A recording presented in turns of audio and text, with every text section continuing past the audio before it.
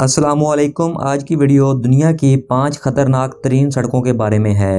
یہ ایسی سڑکیں ہیں جہاں پر ڈرائیونگ کرنا جان جوکھوں کا کام ہے اور ہر سال ان سڑکوں پر ہونے والے حادثات کی وجہ سے یہ سڑکیں دنیا کی خطرناک ترین سڑکیں مانی جاتی ہیں۔ ان سڑکوں پر سفر کرنا کچھ لوگوں کی مجبوری ہوتا ہے، جبکہ کچھ لوگوں کو ان کا شوق ان سڑکوں پر لے جاتا ہے۔ نارتھ ینگس روڈ۔ یہ روڈ دنیا کے سب سے خطرناک ترین روڈز میں سے ایک ہے۔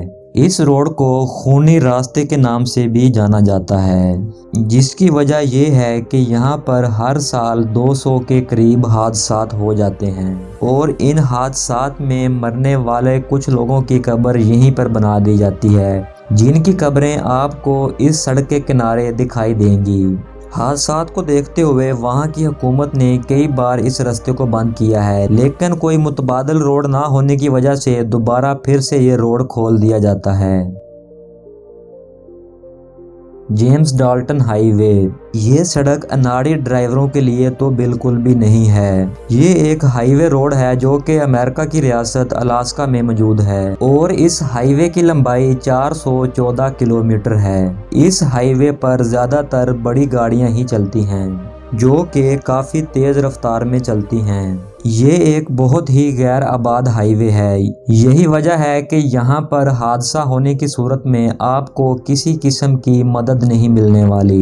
یہاں پر برفانی ہوا اتنی تیز چلتی ہے کہ بڑے بڑے ٹرک پلٹ جاتے ہیں اور اس تیز ہوا میں موجود پتھروں کے لگنے کی وجہ سے گاڑیوں کی ہیڈ لائٹس اور شیشے بھی ٹوٹ جاتے ہیں اور برف کے اس طوفان کی وجہ سے سامنے سے آنے والی گاڑیاں بھی دکھائی نہیں دیتی، جس کی وجہ سے حادثہ پیش آنے کا خطرہ بڑھ جاتا ہے۔